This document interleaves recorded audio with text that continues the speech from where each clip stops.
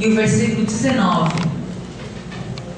Enquanto você vai abrindo a Bíblia, irmãos, o que eu quero meditar com vocês nessa noite é sobre o tema a perseverante esperança por um grande avivamento. Encontraram no capítulo 3, versículo 2, que diz assim: ouvi, Senhor, a tua palavra e temi. Aviva, ó Senhor, a tua obra no meio dos anos. No meio dos anos a notifica. Na ira, lembra-te da misericórdia. Versículo 19: Jeová, o Senhor é a minha força, e fará os meus pés como os das servas, e me fará andar sobre as minhas alturas, para o cantor mor sobre os meus instrumentos de música. Você pode tomar o seu assento.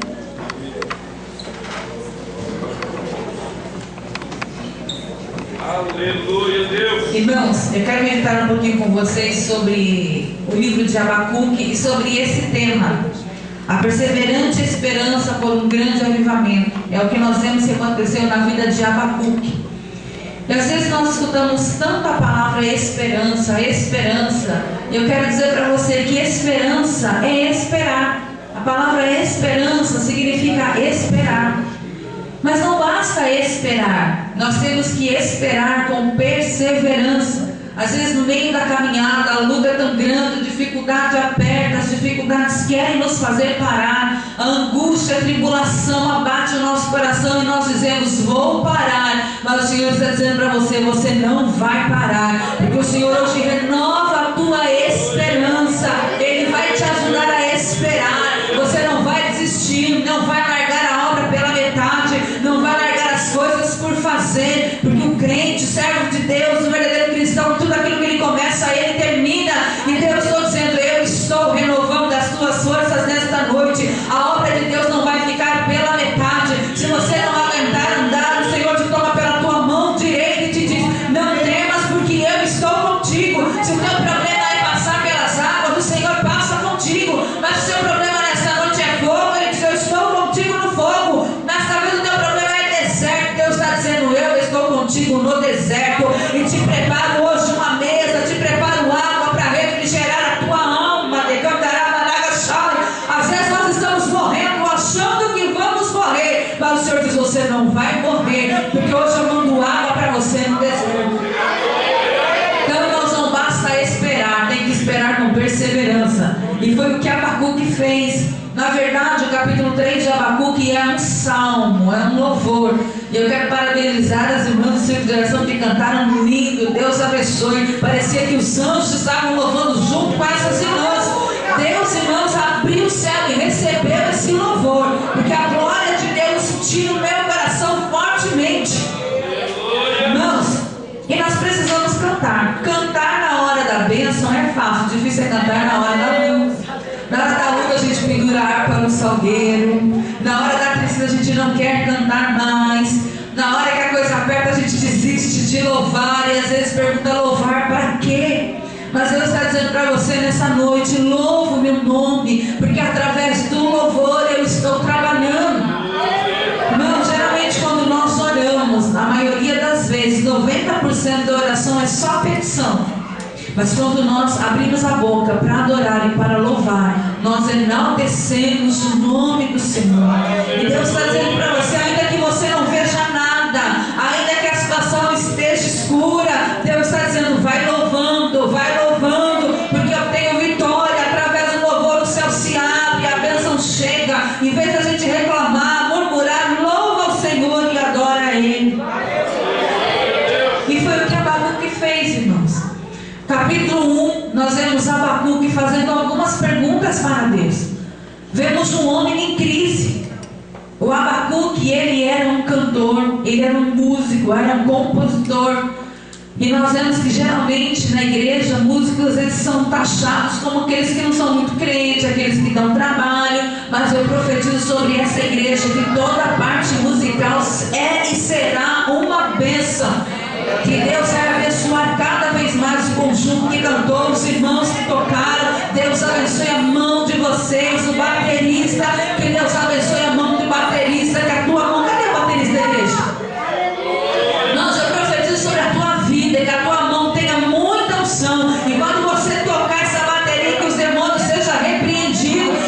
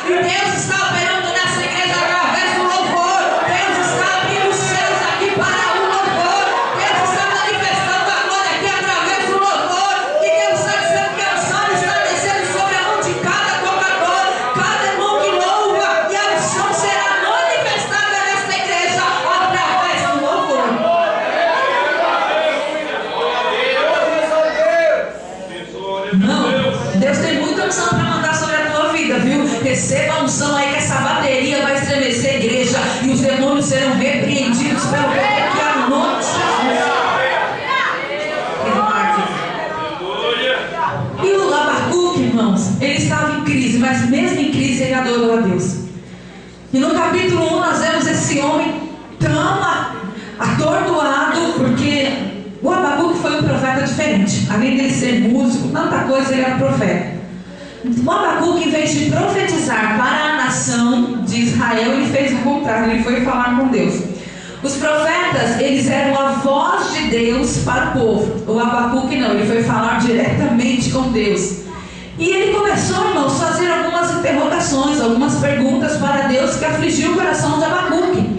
E a Bíblia diz que o Abacuque registrava num diário tudo aquilo que ele falava com Deus, as dúvidas, as interrogações, as crises existenciais, porque todo mundo de vez em quando passa por crise, dá vontade de largar tudo e sair correndo, mas hoje Deus vai sarar a crise nessa noite. E o Abacuque começou: Senhor, o Senhor não está vendo o que o teu povo está fazendo? Meu Deus, o teu povo está pecando, é o teu povo, eles estão pecando. E Abacuque começou a escrever os pecados do povo. Irmãos, e não é diferente dos dias de hoje.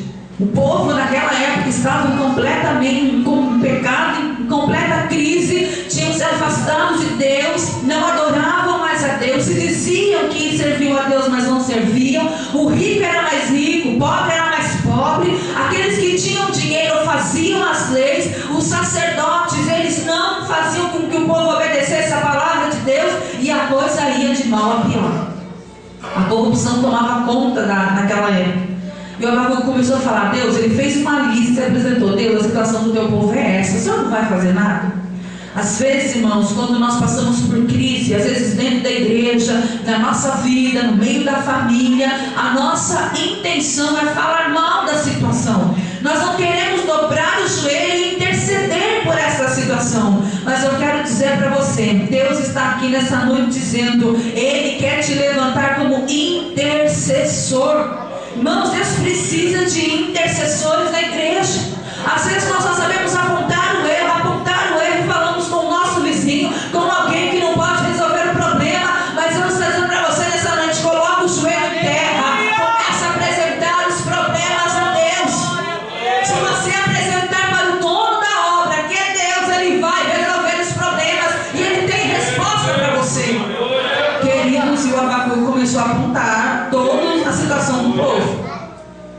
Deus escutou, porque Deus é paciente. Pensa numa pessoa que escuta, é Deus. Ele escuta tudo o que você tem para falar. É nós que muitas vezes temos a paciência de contar os problemas para Deus. E Abacuque contou nos mínimos detalhes. E Deus ouviu, irmãos. E diz a Bíblia que Abacuque subiu na torre de vigia e ele foi esperar em Deus a resposta. E Abacuque era um homem que atravessava as madrugadas falando com Deus. E não era uma nem duas vezes que Abacuque subia na torre pelas madrugadas e ficava ali olhando para o céu dizendo: Deus, eu estou esperando por uma resposta. E Deus está dizendo para você nessa noite: vá-se pelas madrugadas, entre pelas madrugadas orando, porque Deus vai trazer resposta para tuas indagações, para tuas orações. Ele não se esqueceu de você. O que Ele precisa é ouvir você falar com Ele. Armando leu aqui sobre o servo de Jericó. Queridos, seria muito fácil se nós recebêssemos bênção sem termos que orar e falar com Deus. Não seria uma contradição? O cego gritando: Deus, eu preciso, Jeová gritando lá: vem aqui me socorrer. Afinal de contas, Jesus sabia que ele era cego. E Jesus pergunta para ele: o que quer que eu te faça? Por que Jesus pergunta para o cego? Jesus não sabia que ele queria ver? Sabia, irmãos. E Jesus está falando para você nessa noite: eu quero ouvir da tua boca. Eu preciso ouvir a tua voz. Eu preciso ouvir você falar comigo. Quanto tempo faz que você não vai mais para a oração? Quanto tempo faz que você não vai falar com Deus? Quanto tempo faz que você não clama mais a Deus? Deus está dizendo: eu preciso ouvir a tua voz. Venha falar comigo, que eu estou pronto a te responder. Irmãos, ainda que o homem peque, Deus nunca deixa de comparecer. Às vezes nós falamos: Deus se esqueceu de mim, Deus se esqueceu de mim. Deus não se esqueceu de nós, irmãos. Faça uma reflexão nessa noite. Se você está dizendo que Deus se esqueceu de você, quem saiu da posição foi você, não foi Deus. Quando Adão pecou, mesmo Deus sabendo que Adão tinha pecado, Deus compareceu lá no jardim do Éden e começou: Adão, aonde você está? Eu estou aqui, você não está no lugar marcado. Aonde você está, Adão? E Deus sabia onde Adão estava. Irmãos, Adão estava brincando de esconde-esconde com Deus, mas Deus não ficou correndo atrás de Adão. Já brinca de pique-esconde, um bate carne e os outros esconde. E aquele que estava contando, ele sai procurando os outros, não é assim? Deus não, ele apareceu no mesmo lugar como sempre. E sabia onde Adão estava escondido, mas ele ficou ali. Adão, aonde você está? Adão, eu estou te procurando, aonde você está? O que foi que você fez? Adão, venha que eu preciso te ver. Deus não saiu correndo atrás de Adão, e Deus ficou insistindo até que Adão apareceu. Deus está dizendo: eu estou aqui em todos os cultos, eu compareço aqui em todas as reuniões, eu me faço presente em cada reunião de oração, cada culto que é marcado, cada vez que os crentes vêm para a igreja. Deus já chegou aqui primeiro e Ele está te esperando, e o Senhor está perguntando: aonde você está? Porque tem crente que até vem para a igreja, mas ele não adora, ele não cultua, ele não oferece a Deus um culto racional. O corpo está presente, mas a alma não sei aonde anda.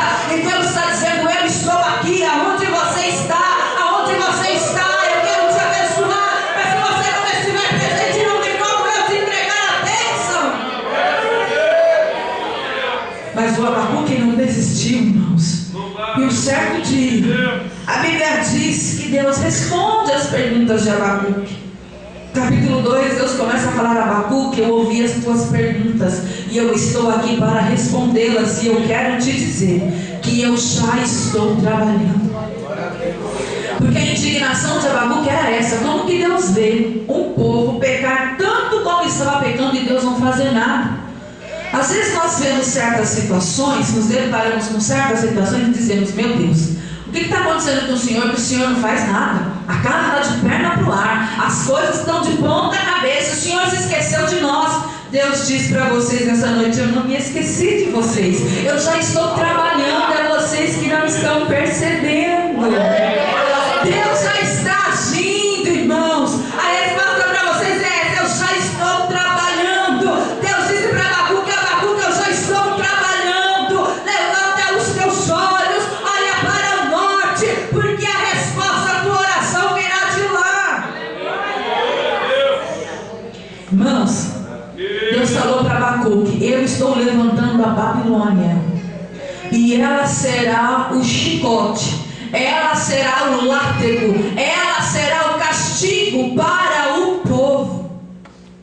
Aí Abacuque, a cabeça dele entrou em parafuso. Meu Deus, eu estou orando para o Senhor corrigir o nosso povo que está todo desconcertado. O Senhor vai usar uma nação pior do que a gente para poder nos corrigir. E Deus disse: eu já estou trabalhando. E aí, irmãos, eu me deparo com um salmo que diz o seguinte: com benigno você tem que se mostrar benigno, com misericordioso você tem que se mostrar misericordioso, com amável, amável. Mas com as pessoas maldosas, com aqueles que são implacáveis, a Bíblia diz que nós temos que se mostrar indomável. Deus tem um inimigo para cada situação, e Deus está dizendo para você nessa noite: não se preocupe, eu já estou trabalhando, mas eu estou trabalhando da minha maneira, é do meu jeito, é da minha forma, é como eu quero. Abacuque queria ensinar a Deus a trabalhar, a Deus a agir, e Deus está dizendo: não é do seu jeito, é do meu jeito, e eu já estou levantando a Babilônia, e ela será a forma que vai corrigir o meu povo. Irmãos, que Deus levantou a Babilônia para um cativeiro, e a Bíblia diz que o cativeiro demorou 70 anos. Ah, irmãos, não foi fácil não. O povo passar 70 anos cativo. Mas eu vou dizer para vocês uma coisa: o remédio às vezes é amargo, mas ele vale a pena. Porque se você está com dor de cabeça, você toma Novalgina. Se você está com gripe, você compra um monte de pau aí e toma. Então, de acordo com a doença, o tratamento é de acordo com a situação. Se o problema é câncer, nós temos que aplicar quimioterapia ou radioterapia, dependendo da situação. E tem situação que a pessoa tem que passar por as duas coisas. Deus está dizendo: para cada situação eu tenho um remédio específico. Não precisa se preocupar, porque o remédio já está sendo aplicado para o problema. Deus está dizendo é que tem remédio que não é do dia para a noite. Quem já tomou bezetacil aqui? Eu já tomei. Irmão, a gente toma bezetacil, sai mancando de dentro da salinha da enfermagem, passa um dia Mas quando ela começa a fazer efeito, irmãos, é num tapa. Não precisa tomar outro remédio, só ela resolve. Deus está dizendo: o remédio vai ser amargo, vai doer um pouquinho, mas vai valer a pena, porque o meu povo vai sarar, a idolatria vai embora, o povo vai receber a cura e nunca mais irá cair em pecado de idolatria, porque Deus já está aplicando o remédio para a eternidade. Valeu a pena, irmãos. Até hoje o judeu não se prostra diante de ninguém, não adora ninguém. É por isso que quando começar a grande tribulação, chegar nos 3 anos e meio, que o anticristo se revelar e querer ser adorado, os judeus vai dizer que eles não vão adorar, e a aliança será quebrada no meio da grande tribulação entre a nação de Israel e o anticristo, porque eles não adoram mais ninguém. E Deus está dizendo: não se prostre diante de alguém ou diante de uma situação que não seja Jesus, porque só Ele merece a nossa adoração e o nosso louvor. Tem crente que se prostra diante da luta e fica todo dia adorando aquela luta. Deus está dizendo: deixe que da luta eu cuido, adore o meu nome, exalte o meu nome, porque eu só estou agindo bem. Deus já está agindo, irmão, por você nessa noite. Deus já está agindo. Talvez você não vai conseguir nem enxergar, mas Deus já está agindo. Creia e saia daqui crendo na vitória, que Deus já está agindo. Geralmente nós queremos largar tudo na hora da crise, queremos abandonar tudo na hora da crise. O Abacuque quase que faz isso, mas Deus dá a ele uma visão no capítulo 2. E Deus ainda disse para Abacuque: escreva a visão em letras bem grandes, para quem passar correndo consiga ler. Deus está dizendo: a revelação não é para ficar escondida, a revelação é para que as pessoas vejam, e as pessoas verão o trabalhar de Deus na vossa vida. E o Abacuque, irmãos, depois que ele sai da oração, ele entende o que Deus queria falar com ele, e a crise passa, e agora ele começa a orar. Porque às vezes nós queremos entender o trabalhar de Deus, e nem sempre nós entendemos. Primeiro Deus complica, depois Ele descomplica, e só no final é que Ele explica, e quando Ele quer explicar. Porque tem vezes que Deus não explica. Na vida de Jó não houve explicação. Jó não tinha medo de morrer. O que Jó queria saber da parte de Deus era: Senhor, o que eu fiz para estar passando por isso? Qual foi o meu pecado para estar numa situação dessa? Em nenhum momento, e olha que tem uma hora que Deus chama Jó para um diálogo, e em nenhum momento Deus explica para Jó porque ele estava passando pela prova.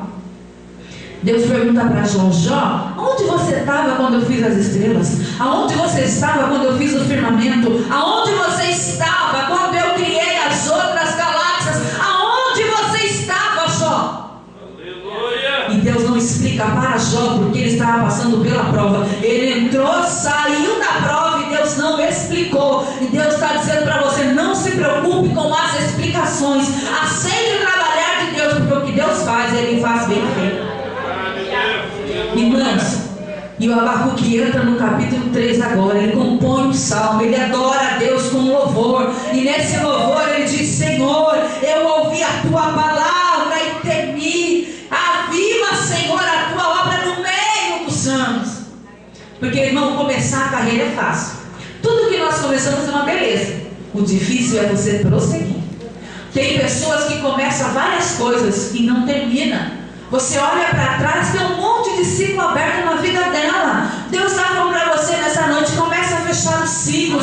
Tudo que você começa e termine, não deixe nada aberto, porque a dificuldade não é no começo, é do meio para frente. É do meio que dá vontade de desistir, é no meio da faculdade que dá vontade de largar a faculdade, é num bom tempo de emprego que você tem que dar vontade de jogar tudo para cima, porque você não aguenta mais o chefe, você já não aguenta aquela pessoa pegar no seu pé, você já não aguenta ver aquele outro colega lá de fábrica ou de companheiro de trabalho todo dia. Você já está aqui com ele, já está saturado, você não aguenta mais, e Deus está dizendo: eu estou renovando, eu estou acabando, eu estou te dando graça para você não pedir a conta, para você aguentar aquele colega de trabalho, para você não desistir no meio do caminho, para você caminhar lado a lado com essa pessoa que está do teu lado, para você continuar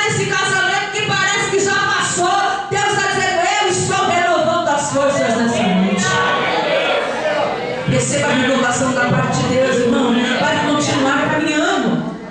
Porque tudo que fala de ser humano é difícil. É difícil às vezes lidar com a esposa, às vezes é difícil lidar com o marido, às vezes é difícil lidar com a segunda dirigente, a primeira com a segunda com a primeira. Parece que tem hora que as engrenagens não encaixam. Às vezes é difícil os líderes lidarem com o outro. Parece que tem hora que as engrenagens não vão se encaixando. Mas eu vou dizer uma coisa para você: Deus tem muito azeite para derramar nessa engrenagem. E aquilo que está faltando, Deus é da graça. Ninguém vai desistir, ninguém vai parar, porque Deus está renovando forças nesta noite. Irmãos, e nesse salmo tão lindo que o Abacuque ele escreve, ele fala sobre um avivamento. Às vezes nós pensamos que avivamento é só glória a Deus, aleluia, pula-pula. Não, eu não sou contra pula-pula de forma nenhuma. Mas o avivamento, isso é uma consequência. O avivamento, ele é baseado na palavra. Depois de 70 anos de cativeiro, o avivamento que Abacuque pede se cumpre na vida do povo. Uma parte dele, através de Esdras, Zorobabel e Neemias. Deus, depois de 70 anos, levanta um homem chamado Ciro. Irmãos, muitos anos antes de Ciro nascer, Deus chama ele de meu servo e diz que Ciro iria libertar o povo. Ciro seria o ajudador daquele povo. E os anos se passam e Deus levanta aquele homem. E quando o tempo chega, porque tinha alguém fazendo as contas, Daniel estava no cativeiro, desde o começo do cativeiro, e ele estava lá vivinho, viu, irmão? Você não vai morrer. E ele estava lá fazendo a conta: 1 ano, 2 anos, 3 anos, 20 anos, 30 anos, 50 anos, 60 anos, 65. O coração de Daniel começa a se encher de alegria. Deus, o tempo está chegando. Deus, o tempo está chegando. E começa 66, 67, 68, 69, 70 anos. E a Bíblia diz que Daniel estava ali, lado a lado com Ciro, e disse: Ciro, você é o homem que Deus escolheu para libertar este povo. Irmãos, e a Bíblia diz que Ciro chama aquele povo, levanta 2 homens, Zorobabel e Esdras, Zorobabel e Josué, desculpa, e fala: vocês serão responsáveis para voltar a Jerusalém e reconstruir aquele templo. Irmãos, a Bíblia diz que o Ciro dá cartas para que o povo atravessasse as fronteiras sem ser parado por ninguém. Ele dá madeira para a reconstrução do templo. Ele dá todo o material para a reconstrução do templo. E a Bíblia diz que ele retorna e começa a reconstrução. Mas a reconstrução para 16 anos. E Deus levanta um outro homem chamado Joel, profeta, e diz para Zorobabel: é tempo desse templo ser acabado. E a Bíblia diz que o povo se junta, se une, irmãos, para a reconstrução do templo. E o templo termina. Na obra de Deus ninguém faz nada sozinho. Sabe por quê? Para que a glória não seja de ninguém. A glória é de Deus, a honra é de Deus, o nome que tem que ser adorado é de Deus. A Bíblia diz que uns planta, outros regam e outros colhem, mas o crescimento quem dá é Deus, porque a glória é dele, a honra é dele, o poder é dele, tudo é dele e é para ele, irmãos. E a Bíblia diz, porque ninguém faz nada sozinho. Zorobabel e o Josué foi levantado para a reconstrução do templo. Mas agora volta uma segunda leva, que era Esdras. E a Bíblia diz que o rei Artaxerxes fala para Esdras: você vai voltar e vai colocar aquele povo em ordem na vida religiosa. O povo estava afastado de Deus, o povo estava longe de Deus, o povo nem lembrava mais da lei. Mas quando Esdras chega, irmãos, o Esdras era um homem de pulso firme e botou ordem na casa. Quando Esdras chega em Jerusalém com mais uma outra leva do povo, a Bíblia diz que ele convoca os cabeças, chama o sacerdote, chama os levitas, coloca eles em ordem genealógica e diz para eles o seguinte: o povo foi levado cativo por causa do pecado de idolatria, casamento misto. Ele começa a fazer a lista. Então nós vamos fazer uma limpeza. Porque afinal de contas o povo ficou 70 anos na Babilônia. Ou seja, o povo constituiu um casamento. Casaram-se com mulheres babilônicas. Quando voltaram para a terra, levaram as mulheres junto. Esdras falou: aqui não, pode esperar aí. Aqui a reforma vai começar dos cabeças. E a Bíblia diz que o Esdras colocou eles em fileira e começou a listinha. Cadê sua esposa? Quero saber a genealogia dela. Ah, é da tribo? Então separa. Ah, não é da tribo de Israel. Então deixa de lado. E ele foi separando. E a Bíblia diz que quando chegou no final, irmãos, o que tinha de mulher que não pertencia à nação, o que tinha de criança que não pertencia à nação, e a Bíblia diz que Esdras pegou todas as mulheres, as crianças, e mandou devolver para as famílias, porque na casa de Deus não ia ficar mistura. Esdras passou uma peneira, limpou, colocou a casa em ordem, e o avivamento começou pela palavra genuína. Línguas estranhas, dons é a consequência, o reflexo do verdadeiro avivamento. E a Bíblia diz que, irmãos, o Esdras começou a ler a lei 6 horas da manhã, terminou meio-dia lendo a lei para o povo. E não pensa que foi Esdras sozinho, não. Foi o primeiro púlpito que nós vemos no Antigo Testamento. A Bíblia diz que Esdras colocou um púlpito na frente do povo. O povo estava na praça e ele começou. E todos os obreiros de Esdras estavam atrás dele. Começou. Esdras começou e foi revezando, porque 6 horas lendo a lei era muita coisa. Foi revezando, foi revezando. E um e os outros de pé. E ali foi lendo a lei. A Bíblia diz que houve um quebrantamento, um arrependimento no coração do povo. Um dos maiores avivamentos do Antigo Testamento. E Deus está dizendo: espera, tenha perseverança, porque o avivamento Deus irá mandar para este lugar. Deus não esqueceu das orações. E ele diz: espera, porque o meu vento irá soprar. E o grande reavivamento irá tomar este lugar.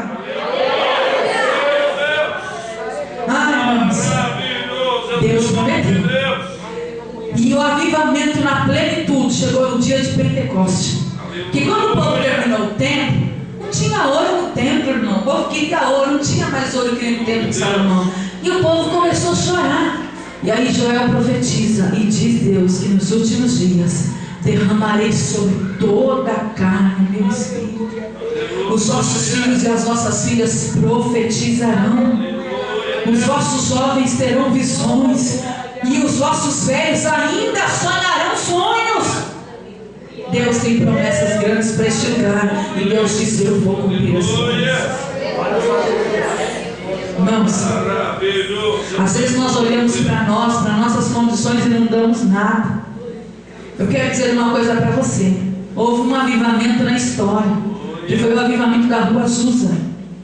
Irmãos, por causa daquele avivamento que aconteceu nos Estados Unidos, da Rua Azusa, esse evangelho chegou no Brasil, porque o Daniel Berg e o Levi, que foram os pioneiros aqui no Brasil, foram batizados lá naquele avivamento. Vou dizer uma coisa para você: às vezes as pessoas julgam a gente por causa do lugar, por causa da aparência. Irmão, você não precisa se preocupar com isso. Se você tem o Deus de Israel, você tem tudo. O pastor lá da Rua Azusa, que era o pastor William, ele era negro, cego de um olho, baixinho e gordinho. Ele tinha tudo para dar errado. Nada contra os negros hoje, nem os gordinhos. É que naquela época, no tempo que aconteceu o reavivamento, nos Estados Unidos, branco e negro não passavam na mesma ponte. Se de repente alguém estivesse sentado, um branco, negro não podia sentar. Se o negro se levantasse, o branco não sentava, porque ele achava que iria ser contaminado. Não tinha união, era bairro de negro, bairro de branco. Um não entrava no bairro do outro. Mas quando o avivamento chegou na Rua Azusa, Deus trouxe algo tão grande, que houve uma mudança na estrutura socioeconômica da igreja. A barreira do preconceito foi quebrada. Deus fez coisa linda naquele lugar, irmãos. Cadê os músicos? O negócio hoje é dos músicos. Irmãos, estou encerrando. Sabe o que aconteceu? O pastor da igreja, ele pregava todo dia, era a pregação de Atos capítulo 2. Porque ele não era batizado no Espírito Santo, ele queria o batismo. Irmãos, todo dia a mensagem dele era a mesma. Deus está dizendo para você: não reclame das mensagens que você está ouvindo. A mensagem era a mesma. Sabe que você, todo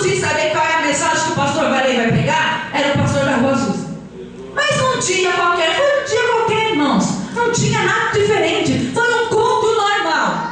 O pastor começou a pregar, falou, tinha 7 crentes no culto. Só 7. Quantos crentes tem aqui?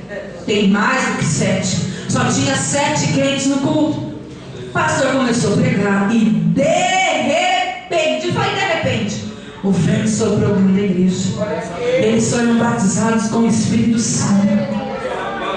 A noiva do pastor recebeu o dom de tocar piano. Irmãos, eles ficaram 72 horas contínuas dentro da igreja, tocando. A moça foi pro piano falando em línguas, tocando músicas celestiais, o povo falando em línguas. Deus envolveu aquela igreja num poder tão grande que ninguém queria ir embora. Eles ficaram 3 dias dentro da igreja, orando, chorando, falando em línguas e tocando aquele piano. Deus está dizendo, a unção nesse altar, nesses músicos vai ser grande. Através do louvor, Deus vai mandar a glória, ela será manifestada. E Deus diz para esperar para receber o grande reavivamento. Irmãos, ela nunca tinha ido numa escola e Deus deu para ela o dom para tocar. E a Bíblia diz que a igreja começou a encher, porque todo mundo queria conhecer aquele pastor negro, cego de um olho só, baixinho, gordinho, todo mundo. E o branco começou a entrar no bairro do negro, os brancos e os negros começaram a sentar juntos na igreja, as prostitutas iam para o culto, e de repente, num dia qualquer, apareceu um corpo de bombeiro na frente da igreja, porque a igreja era pequena, estava lotada, e eles começaram a dizer, é impossível, muita gente fica num ambiente tão pequeno, e toda a estrutura socioeconômica foi envolvida por causa do avivamento. Mas ele começou pela palavra, e Deus está dizendo, é pela palavra, é pela palavra, é pela palavra. E agora mandamos chorar. Irmãos, para encerrar, vou dizer uma coisa para vocês: o difícil não é receber o avivamento, o difícil é conservar. Porque se você ora, você recebe. Se você busca, Deus dá. O difícil é você conservar, porque a busca tem que ser todo dia, a oração tem que ser igual. Só que Abacuque dá uma receita para conservar o avivamento. Já estou encerrando. O segredo está no versículo 19. Jeová, o Senhor é minha força e fará os meus pés como os das servas. Em algumas Bíblias diz os das corças. Irmãos, não foi à toa que Abacuque comparou os pés dele como o da corça. Porque a corça, ela tem uma força sobrenatural nas patas, principalmente as patas traseiras. Quando a corça corre durante a noite no meio da mata, ela tem uma agilidade tremenda. Sabe o que Deus está dizendo para você? Que por onde você passar, você vai entrar e vai sair, não vai ficar preso na armadilha de Satanás. Porque se você recebe o avivamento, depois você não vigia, você perde tudo que você recebeu. Mas Deus está dizendo, Ele vai te dar vigilância, porque hoje Deus está dando um pé de costas para você correr no meio da mata, no escuro, em lugares baixos, altos.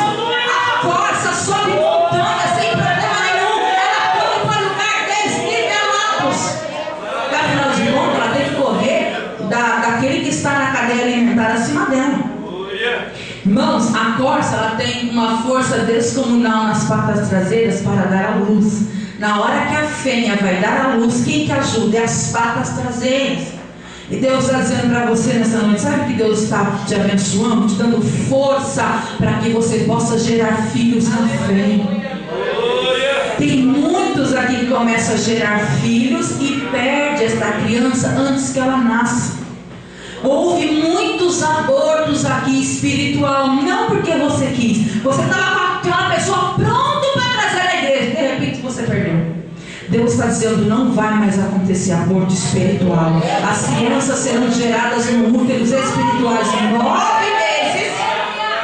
Olha só o que Deus está falando, irmãos.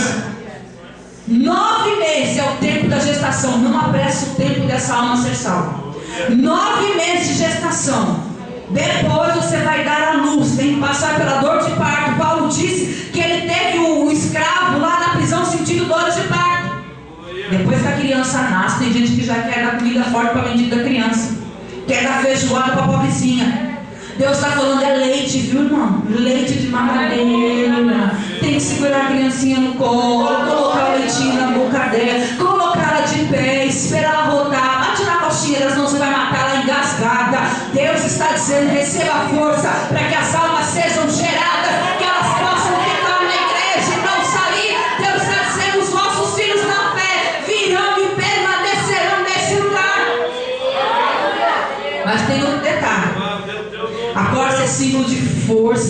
A corça também é símbolo de alegria, e ela é símbolo de alegria de viver.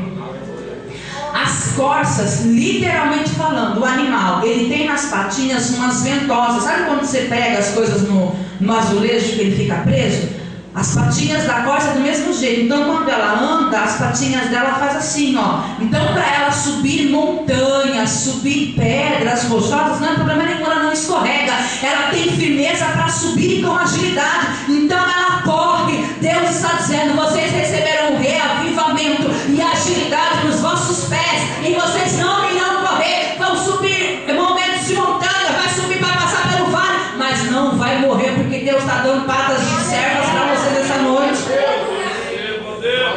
Irmãos, e para nós encerrarmos, olha que coisa linda. A corça, ela corre 70 km por hora. Isso é literalmente falando. A velocidade dela é 70. Só que acima dela na cadeia alimentar, quem que está? O guepardo. Ele corre 120. Abaixo do guepardo vem o leão. Ele corre 81 km por hora. Na velocidade, quem que ganha?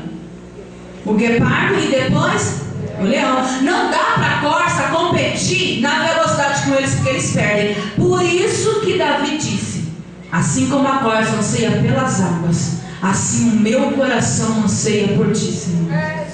Sabe por que a corça corria? E sabe por que ela ansiava tanto pelas águas? É porque quando a corça corre e passa na água, isso é verdadeiro. O animal, a corça, quando ele chega na água, sabe o que acontece, irmãos? O cheiro do animal desaparece. O guepardo está do ladinho da corça, o leão está do ladinho da corça, fica assim, ó. Cadê o animal? Sumiu. Cadê a corça? Desapareceu.